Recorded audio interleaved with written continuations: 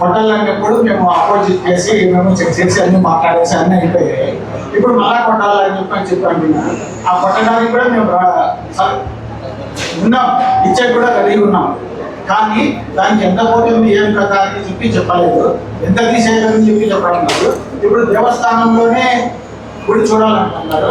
ఆ గుడి చూసేటప్పటికి ఆ గుడిలో ఏమి కానీ గుడికి ఇంప్రూవ్మెంట్ చేయమని చెప్పి చెప్తాను. నీళ్ళు వచ్చేటువంటి చూస్తున్నాం, అవన్నీ చేసాము, అవన్నీ మాట్లాడుతున్నారు. మేము ఇచ్చేకేమో రెడీ ఉన్నాం, కానీ మీరు ఏం చేస్తారో మాకు అని చెప్పి చెప్పాలని చెప్పి అడుగుతున్నాను. అంటే గుడి మేము మీకు ఒకటి చెప్పిన, మేము నొప్పించి తీసుకోవాలని లేము, ఒప్పించి తీసుకోవాలని ఉన్నామని. మేము కొంత మొన్నటి రోజున 2-3 సెషన్లు జరిగినాయి. ఎంక్రోచ్మెంట్స్కి కూడా డబ్బులు కావాలంటే ఎంక్రోచ్మెంట్స్కి డబ్బులు ఇస్తారా, అయినా మేము ఏదో ఒకటి ఆలోచనలో ఉన్నామని చెప్పేసి ఇది ఒక ప్రాక్టీస్ చేస్తున్నాం. మేము చెప్పేది మేము చెప్తాం మీతో. మేము అడుగుతుండేది 40 అడుగుల పైన ఎంతవరకు చేసుకోగలము. రెండోది, గతంలో కూడా నేను కూడా మీతో పాటు వ్యతిరేకించిన. దేనికి వ్యతిరేకించిన అంటే దానికి ఒక సైంటిఫిక్ అప్రోచ్ ఉండాలా. ఆస్తులు పోగొట్టుకుంటున్నటువంటి వాళ్ళకి మనం ఏ రకంగా కాంపెన్సేట్ చేస్తున్నాము, వాళ్ళ కాంపెన్సేట్ చేయాలనే ఆలోచనతోనే అప్పుడు కూడా వ్యతిరేకించింది. అప్పుడు కూడా భూములు ఇచ్చేకేమీ లేము, మనమేం వ్యతిరేకంగా లేము. నా ఆస్తి వాళ్ళు ఉదాహరణకు చూపిస్తే నేను ఫ్రీగా ఇస్తానని చెప్పిన. అట్లని చెప్పి మిగతా వాళ్ళని నేను అడగనని చెప్పి, నాకు ₹1 కాంపెన్సేషన్ వద్దు, ఈరోజు కూడా కట్టుబడి ఉన్నదానికి. మీకు నొప్పించో లేదు బలవంతపుగానో చేయాలనే ఆలోచనతో మేము లేము, స్పష్టంగా చెప్తాను. ఫస్ట్ ఆఫ్ ఆల్ మాకు ఫస్ట్ మీటింగ్లో మీరు ఎంతవరకు సహకరించాలని ఉన్నారు, 40 అడుగుల వెడల్పు పైన ఎంతవరకు చేయగలగాలని ఉన్నారు, 60 అడుగులు మాస్టర్ ప్లాన్ అంటారు. 60 అనేది మా ఇంట్రెస్ట్ కాదు, మా అభిమతం కాదు. అది 60 అంటే చాలా ఇబ్బంది పడతారంట, ఆలోచనలు లేవు. 40+ అనేది ఎంతవరకు చేయగలుగుతాం అనేది మీరు చెప్పగలిగితే ఆల్రెడీ డిపిఆర్ రెడీ చేస్తున్నారు, తిరుగువీధులకు మాత్రమే. ఇంకొక కన్ఫ్యూజన్ ఏమంటే మొన్న డిపిఆర్ వచ్చేకి అక్టోబరు సెప్టెంబర్ అవుతుందని చెప్పేసి చెప్తున్నారు. సెప్టెంబరు అక్టోబరు డిపిఆర్ ఎంటైర్ కాన్స్టిట్యున్సీకి కేపీఎంజీతో 1.42 crores మనం ఫీజు చెల్లించి మరీ చేస్తాము టూరిజం సర్క్యూట్ కింద. దానికి తిరుగువీధులకి ఏమాత్రం సంబంధం లేదు. దీని డిపిఆర్, గిరి ప్రదక్షిణ డిపిఆర్ సపరేట్గా ఎన్హెచ్ఓలతో మాట్లాడి ఒక కన్సల్టెంట్ని ఏర్పాటు చేసి దాన్ని మనం డిపిఆర్ రెడీ చేస్తాము. That got nothing to do with the KPMG DPR. ఇది మీకు ఈ వారం లోపలే డిపిఆర్ వచ్చేస్తుంది. ఇది మీకు అది కూడా చెప్తున్నా. వాళ్ళు ఇచ్చేవి పెట్టడానికి మనల్ని అడుగుతున్నారు. వాళ్ళు 60 అడుగులు మాస్టర్ ప్లాన్ అంటే 60 అడుగులు వద్దు అని చెప్పినారు. గిరి ప్రదక్షిణది మాత్రం 120 అడుగులు ఉండాలనేది, 120 అడుగులు ఉండాలనేది మా ఆలోచన. దాని మేరకే ఆర్డీఓ గారికి, తహసీల్దార్ గారికి కూడా సర్వే చేయించేసి ల్యాండ్ ఇవ్వమని చెప్తున్నా. ఎవరైనా పట్టా భూములు కానీ అసైన్ భూములు ఉంటే దాని డేటా కలెక్ట్ చేస్తాను. ఇప్పుడు కూడా ఏంటంటే ఇప్పటికిప్పుడు ఇచ్చేసేస్తామని పిల్లాట కాదు. ఇది పక్కాగా విత్ సమాచార సేకరణతో ఏదైతే ఆస్తులు కోల్పోతున్నారో దాంట్లో జెన్యూన్ భూమి ఎంత, ఎంక్రోచ్మెంట్ ఎంత కూర్చోబెట్టి ఈచ్ అండ్ ఎవరీ స్టేక్ హోల్డర్ని మాట్లాడే ఒప్పందం తీసుకొని జరుగుతుంది. మేము చేయదలుచుకుంది కూడా చెప్తాం, సెకండ్ మీటింగ్లో చెప్తాం. మీరు ఫస్ట్ ఆఫ్ ఆల్ రోడ్డు విడ్త్కి సహకరించడానికి మీకున్నటువంటి అభ్యంతరాలు ఇప్పుడు చెప్పినారు, మేమేం చేయాలి, అది సహేతుకం. అది మేము చెప్తాం. అది కూడా చెప్పిన తర్వాతే ఒప్పించుకున్న తర్వాతే జరుగుతాయి. 40 అడుగుల పైన ఎంత ఇస్తారని అడుగుతాము. దానికి మీ ఒపీనియన్ చెప్పండి. సరేనా? ఇప్పుడు దేవలం బజార్లో అంతా నీట్గా పెట్టారా? దేవస్థానం కూడా నీట్గా ఉంటుందా, లేకపోతే ఉంటే మమ్మల్ని కొట్టేసి దేవలం బజార్ రెడీ చేసుకుంటారా? దేవస్థానం ఏమని? దేవస్థానం లోపల, దేవస్థానం లోపల, దేవస్థానం బయట ఇప్పుడు కట్టి పెట్టుకున్నారు. ఆటోలు వస్తున్నాయి, ఇవి వస్తున్నాయి, కార్లు వస్తున్నాయి. కార్ల కోసం కార్లు కట్టు అంటే కాదన్నా, మీకు ఇచ్చే ఉద్దేశం ఉండి చెప్తున్నారా, ఇదే ఉద్దేశం లేక అడుగుతున్నారా? చెప్పేసేయండి. అది కూడా అట్లా కాదులేనా, తప్పు మాట్లాడుతున్నా. నాకు అర్థమవుతుందన్నా. మీరు ఈ రోజున కొత్తగా ఆలోచన చేస్తాను. వీళ్ళ క్వశ్చన్స్ అన్నీ నాకు తెలుసు.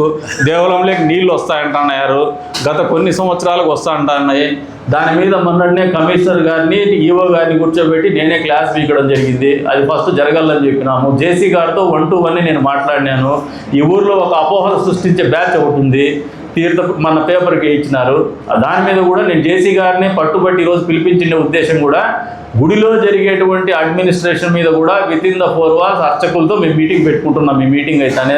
కాబట్టి మీకు నమ్మకం ఉంటే మా మీద ఆ క్వశ్చన్ వదిలేసేయండి. దేవుని విషయంలో మేము ఎట్లుంటామనేది మీ మనసుకు మా మీద నమ్మకం ఉంటే ఆ క్వశ్చన్ చేయొద్దండి. మీరు నేనేమన్నా కానీ దొంగ పనో లేదంటే వ్యవహారాలు చేసుకుంటాను గుడి విషయాల్లో తట్టు మీరు క్వశ్చన్ చేయండి, అది మీకు విఘ్నత వదిలేస్తాను. నేను ఈ ఊరిని జాయింట్ కలెక్టర్ గారికి మరియు డిఎస్పీ గారికి, కమిషనర్ గారికి, అదేవిధంగా ఆర్డీఓ గారికి మొట్టమొదట పెద్దలైన మీ అందరికీ నమస్కారం తెలుపుకుంటూ, నేను సత్యనారాయణ అడ్వకేట్ అది 50 సంవత్సరాల నుంచి నేను ప్రాక్టీస్ చేస్తూ ఉన్నాను. కాకపోతే ఇక్కడ ఈరోజు మన మీటింగ్లో అందరి సలహాలు ముందు చెప్తున్నారు. నా వరకు తోచింది ఏంటంటే, దేవస్థానంలో సోమవారం నుంచి శుక్రవారం వరకు ఎలాంటి ప్రశాంతతకు ఇబ్బంది లేకుండా, ట్రాఫిక్ ఎలాంటి ఇబ్బంది లేకుండా జరిగిపోతూ వస్తుంది. ఒక శని ఆదివారంలో మాత్రమే దురాక్రమణ జరిగిన దాని నుంచి కదిరి దేవస్థానం రోడ్డులో, దేవస్థానం కాటి నుంచి ఇంక్లూడింగ్ దేవస్థానం క్యాంపస్ లో కూడా షాపులు పెట్టడము, ఇంకోటి పెట్టడము, అంటే షాపులు పెట్టినాకే తప్పు పట్టడం లేదు. కాబట్టి ఇవన్నీ ఉన్నదాని నుంచి ఏమవుతుందంటే ట్రాఫిక్ ఇబ్బంది అనేది ఏర్పడింది. ఆ ట్రాఫిక్ ఇబ్బంది కూడా శనివారం కానివ్వండి, ఆదివారం కానివ్వండి, ఉదయం 10 గంటలకు మొదలవుతే 2 గంటల మధ్యలో క్లియర్ అయిపోతుంది. ఇంతవరకు కదిరి అంటే దేవళం బజార్లో ఉండే షాపులు ఉన్న వాళ్ళు కానీ, లేకపోతే ఇంకెవరైనా కానీ మాకు ఈ ప్రశాంతతకు ట్రాఫిక్ ఇబ్బంది కలుగుతుందని చెప్పేసి నా దృష్టికి అయితే రాలేదు. తమ దృష్టికి వచ్చిందేమో నాకు తెలియదు. ఆ పైన ఇంకోటి ఏమిటంటే, మెయిన్ నా యొక్క ఆలోచన వన్ వే పెట్టండి. దయచేసి ఒక 6 నెలల పాటు వన్ వే పెట్టండి. వన్ వే పెట్టి నా సత్యనారాయణ గుప్తున్నా, మీకు ఇష్టం ఉందా లేదా చెప్పండి. మీకు ఒకటి చెప్తాను, నాకు చెప్పడం అంటే నా ఇండివిజువల్గా నాకేం బెనిఫిట్ లేదు దీంట్లో. రెండోది, ఇక్కడ ఉన్న ఎవరికి బెనిఫిట్ లేదు. నాకు గతంలో స్టేట్ బైఫర్కేషన్ తర్వాత రాజశేఖర్ బాబు గారు ప్రెసిడెంట్ విజయవాడ ఎస్పీగా ఉన్నారు. మనకు ఎందుకండి మీ రోడ్లు వెడల్పు చేసుకోలేకపోయారని అడిగినారు. దీనికి 1,00,000 సమస్యలు ఉన్నాయి. మనం ఆ విషయాలు ప్రస్తావించొద్దండి. ఎందుకంటే మీరు ఇళ్లలో కూర్చొని ప్రశాంతంగా ఉన్నారు. వినాయక చవితి రోజు బూతులు తిట్టించుకునే వాళ్ళం మేము. ఈయన ఉన్నాడు, ఆయన్ని తక్కువ తిట్టినారు, నన్ను ఎక్కువ తిట్టినారు. దాని తర్వాత క్రమంలో రాజశేఖర్ బాబు గారు ఎస్పీగా ఉన్నప్పుడు పర్సనల్గా ఇనిషియేటివ్ తీసుకొని ఆ ఇష్యూని కొద్ది వరకు అడ్రస్ చేయగలిగినాం. ఈ ఇష్యూకి అంత మూల కారణాలు ఏమంటే ఇవే, ఇప్పుడు ఉండేటివే. మీకు బహుశా ఈ సమస్యలన్నీ మీ దృష్టికి రాకపోవచ్చు, పడినోళ్ళం కాబట్టి మేము చెప్తున్నాం. మీ వరకు నాకు కావాల్సింది ఏమంటే, శని ఆదివారాల్లో రష్ ఉంటుంది, సోమవారం శుక్రవారం ఉండదనేది. తిరుమలలోనే మామూలుగా సెలవు దినాల్లో రష్ ఎక్కువ ఉంటుంది. మిగతా రోజుల్లో యావరేజ్గా 30,000 40,000 ఉంటారు. మిగతా అప్పుడు 70 నుంచి 1,00,000 మంది వస్తారు. అట్లని చెప్పేసి వాళ్ళు డెవలప్మెంట్ ఆపలా, ఆలోచన చేయకుండా పోలా, ఎప్పటికప్పుడు పెంచుకుంటూ పోవడమే. మీకు స్పష్టంగా చెప్తాను, గడిచిన 2 సంవత్సరాల్లో ఈవో గారు రెవెన్యూ ఎంత పెరిగిందండి టెంపుల్ది? 4 కోట్ల చిల్లర పెంచినాం 2 సంవత్సరాలు. ఇది ఊరికే రాలా, కష్టంతో వచ్చిండేది. ఇంకా కరెక్ట్గా చేస్తే ఆ 4 కోట్లు కాదు, ఈ 2 సంవత్సరాలు 8 కోట్లు పెరిగిండు. మనమే ట్యాంపర్ ప్రూఫ్ సిస్టమ్ డెవలప్ చేసుకోవాలి. రెండోది, బేసిక్ కమ్యూనిటీస్ అనేది ఊర్లో లేవు. మా ఆలోచన చెప్తున్నా, బేసిక్ కమ్యూనిటీస్ అంటే మన దగ్గర జడ్జెస్ వస్తున్నారు, సెలబ్రిటీస్ వస్తున్నారు. We're not making them to stay back. వాళ్ళు ఇక్కడ ఉంటే మన ఊరికి ఇంకా మంచి జరుగుతుంది.